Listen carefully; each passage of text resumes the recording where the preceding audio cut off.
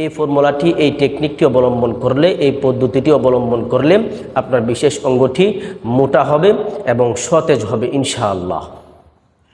আসসালামু আলাইকুম রহমতুল্লাহি ওয়া বারাকাতুহু। সম্মানিত দর্শক, আজকে আমি ঘরোয়া একটি ফর্মুলা বলে দিব, ঘরোয়া একটি পদ্ধতি বলে দিব, যে সমস্ত যুবক ভাইদের বিশেষ অঙ্গটি একেবারে চিকন হয়ে গেছে, বহুদিন যাবৎ নিজের হাত ব্যবহার করেছেন, এত বেশি হাত ব্যবহার করেছেন যে এখন আপনার বিশেষ অঙ্গটি একেবারে চিকন হয়ে গেছে। কারণ অতিরিক্ত হাত ব্যবহার করলে বিশেষ অঙ্গ ভিতরে ডেবে গিয়ে ছোটো হয়ে যায়, চিকন হয়ে যায়, ডানে বামে বাঁকা হয়ে যায়, গোড়া চিকন আগা মোটা হয়ে যায়। এই সমস্ত সমস্যাগুলো দেখা দেয় যদি আপনি অতিরিক্ত নিজের হাত ব্যবহার করেন। তো যে সমস্ত ভাইয়েরা অতিরিক্ত হাত ব্যবহার করার কারণে আপনার বিশেষ অঙ্গটি একেবারেই চিকন হয়ে গেছে, তাদের জন্য আজকের এই ঘরোয়া ফর্মুলাটি অত্যন্ত উপকারী হবে। এই ফর্মুলাটি, এই টেকনিকটি অবলম্বন করলে, এই পদ্ধতিটি অবলম্বন করলে আপনার বিশেষ অঙ্গটি মোটা হবে এবং সতেজ হবে ইনশাআল্লাহ। তো সম্মানিত দর্শক, আজকের ভিডিওটি অত্যন্ত গুরুত্বপূর্ণ হতে চলেছে। ভিডিওটি এক সেকেন্ডও স্কিপ করবেন না, ভিডিওটি শুরু থেকে শেষ পর্যন্ত ধৈর্য সহকারে দেখতে থাকুন। তো সম্মানিত দর্শক, চলুন আমরা কথা লম্বা না করে সরাসরি মূল ভিডিওটি শুরু করি।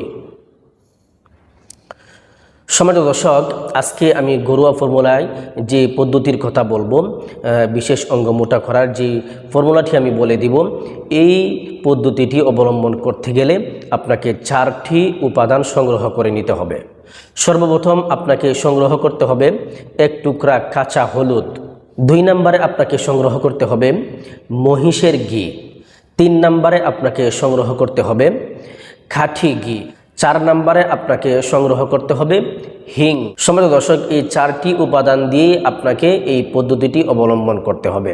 তো আপনি কিভাবে করবেন, কোন উপাদানটি কি পরিমাণ নেবেন? তো কাঁচা হলুদ আপনি নেবেন 1 টুকরা পরিমাণ, অর্থাৎ 1 থেকে 1.5 ইঞ্চি পরিমাণ আপনি কাঁচা হলুদ নেবেন। অতঃপর মহিষের ঘি নেবেন আপনি 1 চা চামচ পরিমাণ।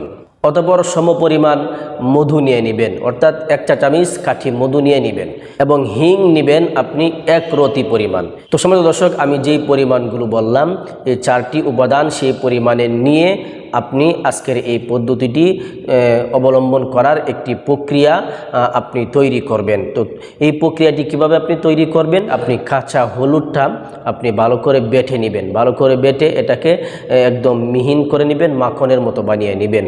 মাখনের মতো বানানোর পরে আপনি এই কাঁচা হলুদের মধ্যে 1 চা চামচ আপনি মহিষের ঘি দিয়ে দিবেন। এরপর এটার মধ্যে দিয়ে দিবেন 1 চা চামচ খাঁটি মধু। এরপর আপনি এর মধ্যে দিয়ে দিবেন 1 রতি পরিমাণ হিং। এই 4টি উপাদান একত্রে মিশিয়ে ভালো করে আপনি নেড়ে নেবেন। ভালো করে নেড়ে আপনি এটি আপনার এই বিশেষ অঙ্গের মধ্যে ব্যবহার করতে হবে। তো ব্যবহার করার পদ্ধতি কি, নিয়ম কি? ব্যবহার করার নিয়ম এখন আমি বলে দিব, খুব মনোযোগ সহকারে শুনবেন। তো ব্যবহার আপনি কিভাবে করবেন? ব্যবহার করার জন্য আপনাকে 1 টুকরো সুতি কাপড় সংগ্রহ করে নিতে হবে। 1 টুকরা সুতি কাপড় আপনি নিয়ে নেবেন। এই সুতি কাপড়টা নিয়ে আপনি যে রেমেডিটা তৈরি করলেন এই 4টি উপাদান দিয়ে, কাঁচা হলুদ, মহিষের ঘি এবং খাঁটি মধু এবং হিংয়ের গুঁড়া দিয়ে আপনি যে এই 4টি উপাদান একত্রে মিশিয়ে যে আপনি কি রেমেডি তৈরি করলেন, এই রেমেডিটা এই সুতি কাপড়ের মধ্যে ভালো করে লাগিয়ে নেবেন, ভালো করে লেপটিয়ে লাগিয়ে নেবেন। লেপটিয়ে লাগিয়ে আপনার বিশেষ অঙ্গের মধ্যে পট্টি বাঁধবেন, প্রলেপ দিয়ে দিবেন।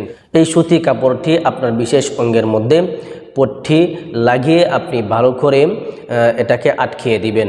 হালকা চিকন সুতা দিয়ে হালকা বেঁধে দিবেন যেন এটা পরে না যায়। তো আবার শক্ত করে বাঁধবেন না, যেন আবার আপনার বিশেষ অঙ্গের কোনো ক্ষতি হয়ে যায়। একেবারে শক্ত করে বাঁধবেন না, হালকা করে আটকিয়ে দিবেন, হালকা করে বেঁধে দিবেন যেন এই প্রলেপটি, এই পট্টিটি পরে না যায়।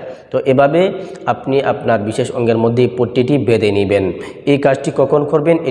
এই কাজটি করবেন হলো আপনি রাত্রিবেলা যখন ঘুমাতে যাবেন, শোয়ার আগে আপনি এই কাজটি করে আপনি ঘুমিয়ে পড়বেন। সকালবেলার প্রলেপটি আপনি ফেলে দিবেন।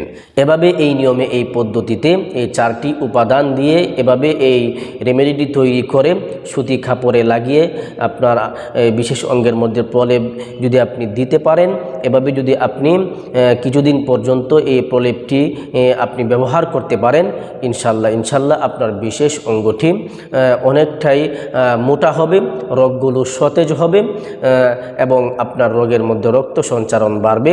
আপনার বিশেষ অঙ্গটি দেখতেও অনেকটা পারফেক্ট একটা সাইজে চলে আসবে, দেখতেও অনেকটা হৃষ্টপুষ্ট হবে। আপনি যে বহুদিন যাবৎ নিজের হাত ব্যবহার করে আপনার বিশেষ অঙ্গটি একেবারে চিকন বানিয়ে ফেলেছেন, সেই চিকনটা আর থাকবে না, আস্তে আস্তে ধীরে ধীরে সেটা মোটা হতে থাকবে। তবে শর্ত হচ্ছে আপনি এই রেমেডিটি, এই পদ্ধতিটি অবলম্বন করার পরে আপনি কখনো আর হাত ব্যবহার করতে পারবেন না। যদি হাত ব্যবহার করেন তাহলে এই রেমেডিটি তৈরি করে ব্যবহার করার পরে যে ফলাফলটা আপনি পেলেন, যে উপকারিতাটি আপনি পেলেন, সেই উপকারিতাটি আপনার বহাল থাকবে না, স্থায়ী থাকবে না, সেই উপকারিতাটি চলে যাবে, নষ্ট হয়ে যাবে। কারণ আপনি রোগ থেকে যখন শেফা আল্লাহ পাক আপনাকে দান করবেন, তখন যদি আবার রোগ হয় সেরকম কাজ করেন তাহলে তো আবার আপনাকে রোগে দেখা দিবে। সুতরাং এই বদ অভ্যাস থেকে ফিরে আসতে হবে, নিজের হাত ব্যবহার করা থেকে বিরত থাকতে হবে, এই বদ অভ্যাস ছাড়তে হবে। তাহলেই আপনার বিশেষ অঙ্গটি পারফেক্ট একটা সাইজে চলে আসবে। তখন আপনার বিশেষ অঙ্গের সাইজ নিয়ে কোনো চিন্তা করতে হবে না এবং বিশেষ অঙ্গটি চিকন হয়ে গেছে, বাঁকা হয়ে গেছে, এরকম কোনো পেরেশানি আপনার মধ্যে থাকবে না ইনশাআল্লাহ। সম্মানিত যুবক ভাইয়েরা, যারা মনে করেন যে আমার বিশেষ অঙ্গটি একেবারেই অনেক চিকন, তারা এই পদ্ধতিটি অবলম্বন করতে পারেন। ইনশাল্লাহ আশা করি আপনি অনেক উপকার পাবেন, অনেক উপকৃত হবেন ইনশাআল্লাহ। আর এই পদ্ধতিটি আপনি কতদিন পর্যন্ত অবলম্বন করবেন, ব্যবহার করবেন? আমি বলবো এই পদ্ধতিটি আপনি, এই কৌশলটি আপনি 1 মাস পর্যন্ত ব্যবহার করুন।